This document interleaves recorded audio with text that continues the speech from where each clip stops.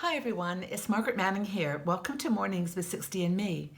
Today is Friday, it's November the 18th.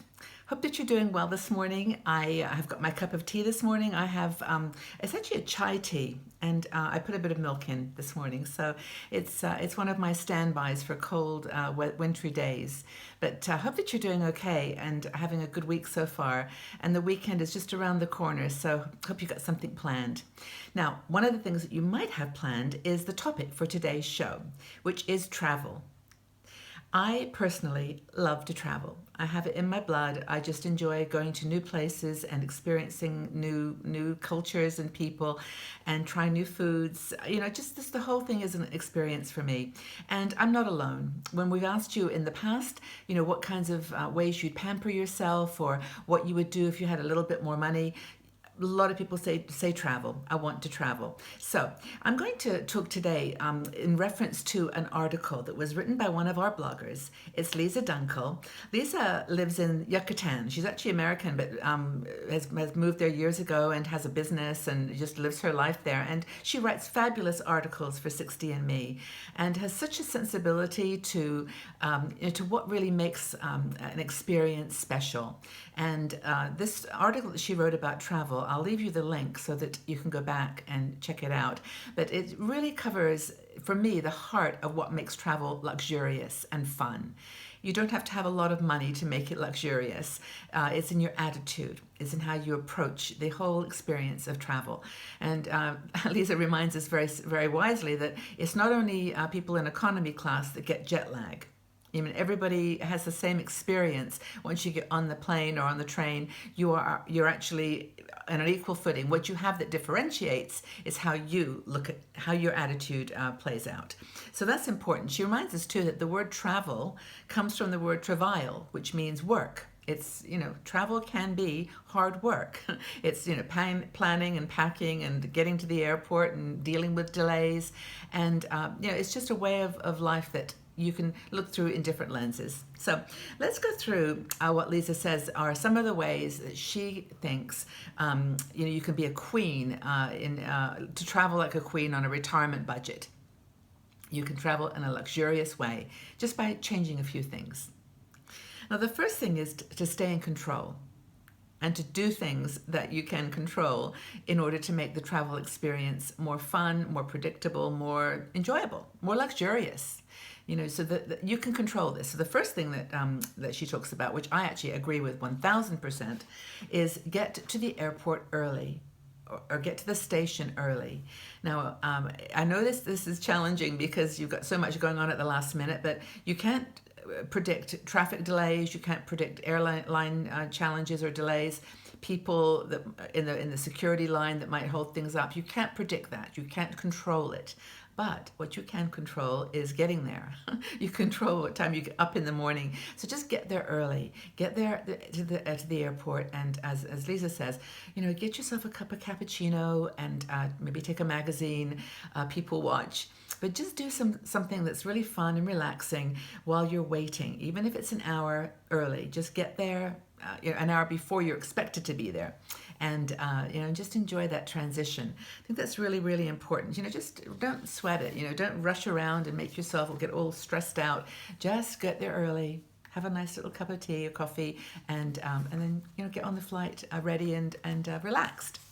The next thing is to deal with the waiting that often happens with security lines. Now, talking about airports here, but this does happen, by the way, on trains. I traveled on the Eurostar from London to Paris, and there was the same thing. There were huge lines. Bags were checked. It was time consuming. So don't rush, but just try to anticipate things that might happen. Now, Lisa gives a couple of ideas that I think are really cool, and maybe you've used them too. One is to get a TSA PreCheck. In the United States, you can go through a process of, getting pre-checked so that you don't have to take off the shoes and the scarf and all this stuff. You can just go right through, with an approval that says you've been checked in the past, you're a safe bet, you're not on the terrorist way checklist, and you can get on the plane and move through the TSA check point much, much faster. So that's one thing. She looks in the line of people in the TSA line that are pre-checked, and they look happy. And as Lisa says, happy is good.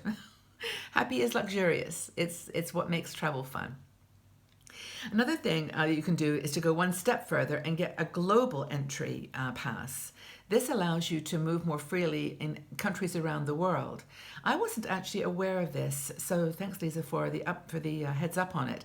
It's basically where you go online, you pay $100, and then you have to go in and have an interview with the TSA, and if you are, obviously a good risk and you're not going to get into any trouble, you can get a global entry, and that helps you if you're going to a different country.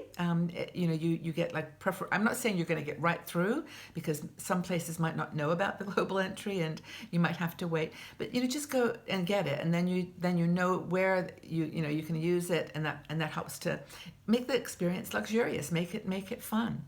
So that's another thing, is be prepared. Just save time in advance if you can. Another thing that she talks about is carry-on is glam-on. And honestly, like most of you, I have traveled all over the world, and I have every time before I left the house said, I have missed something, I haven't taken enough, and you take a little extra bag and you stuff things in it. And then you get to your location, and what happens? You don't use any of the extra things you packed. You end up using about a third of what you've taken. And so that bag that you waited for on the conveyor belt at the end of your trip, you didn't have to do that. Just go carry on. It honestly is true.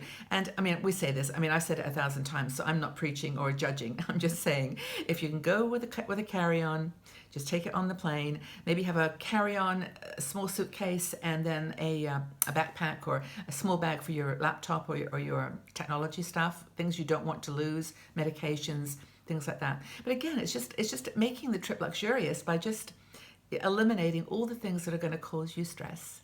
And so that's how and she's got some other really great ideas here, which I'll cover, because I actually think about these myself and I forget them half the time. But when you go on a flight, for example, just anticipate, for example, taking off your shoes. So wear slip-on shoes.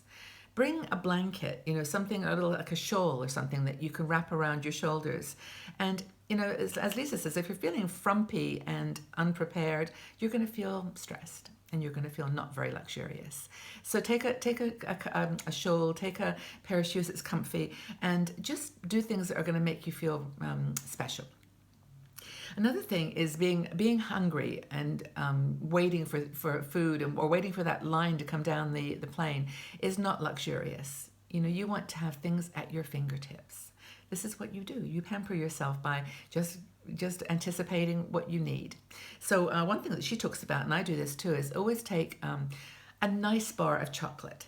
Treat yourself to a nice bar. Go and spend a little teeny bit extra, another $1, to buy a nice brand of really good chocolate, dark chocolate maybe. Take a little snack. Take something that you like pick up a sandwich at the deli on the way to the airport or to the station. And just make it so that when you open that little sandwich when you're on the way, it's something you really love. It's precious to you. I always personally take a thermos. And I know you can't take water at the airport, but at a train station is no problem. You can just fill up your thermos with a nice tea, something that you really like again. Add a little bit of sugar if you want. So basically, you're not waiting for all these things to unfold unprepared on the flight or on the trip. And so you take a sandwich, take a bit of nice bit of chocolate, take some protein, take some nuts or things that are going to give you energy.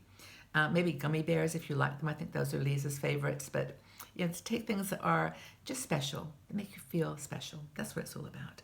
And feeling refreshed and energized. That's what it's all about. If it's a short flight, you don't have to worry too much. Because sometimes they'll bring the tea and coffee through. But I still think, for me, having a thermos in my hands, just that little feeling of, I made it myself, just gives me a warm feeling. And that's luxury to me. And then, of course, we talked about when you're on a flight, for example, to make sure you've got earplugs and a mask. You're not in business. So you're going to, well, maybe you are, maybe some of you are, I'm usually not. So if there's something that is given out in business, I'll try to recreate it.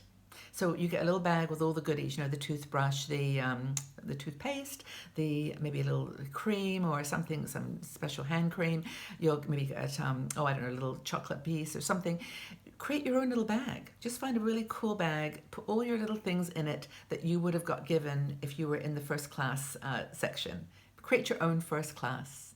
And yeah, I think that's a really nice thing. Bring a project, bring something to do. Like maybe, I don't know. I bring magazines sometimes, and then I tear out the pages and I do collages, silly things. But books, of course, bring your.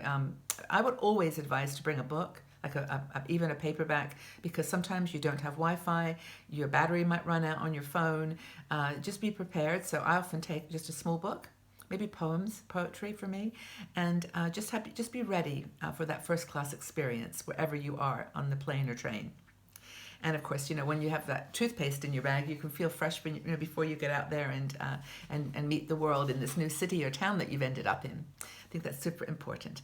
So Liza gives lots of great advice. I would suggest highly that you go to her website, our website, and read her article. And we'll put the link in here in this story, so you can just study it and get ready for the next trip that you're going to do. And even, I will say this, even on a bus. I know that some of you say that you don't have a lot of money for travel. I certainly don't have a ton, and I do everything. Every time I go somewhere, I try to make it special. So on a bus, I do take a little bar of chocolate and a thermos, maybe a little pretzel or a sandwich or something that I love, and just make it really special. I think it's all about redefining luxury. What is luxury these days? Is it stuff, or is it the attitude that you approach the journey with? I'm for the experience. I do think that that's where the luxury in the experience comes. Yes, of course, it's nice to have a little, glass of orange juice given to you in first class, but you could put a little thermos of orange juice in your bag too. But it's just about the attitude to luxury, which is shifting really, I think, from stuff and things to experiences and memories. And so I hope that you have found this article useful, and it's given you lots of really cool ideas for planning your next trip. I've already made a few notes myself. Like, I'm always in search of the elusive best suitcase ever. I think I must have like about 10 suitcases, because I just every time think, this will be better. And I didn't need to do that. But luxury is in the experience and attitude. So thanks, Liza, for the article. It's wonderful to have your expertise here, and I was, obviously invite you all to read it and learn. So I have a question for you, and that is, do you have any travel tips that you'd like to share with us? Any travel tips that have been luxurious and made you feel special? That would be really helpful. Just leave them in the section below, and we can start a conversation. And I hope you have a great day, great Friday, and I wish you all come back here tomorrow, and we'll have a great time together on Mornings with 60 and Me. Bye-bye for now, everyone.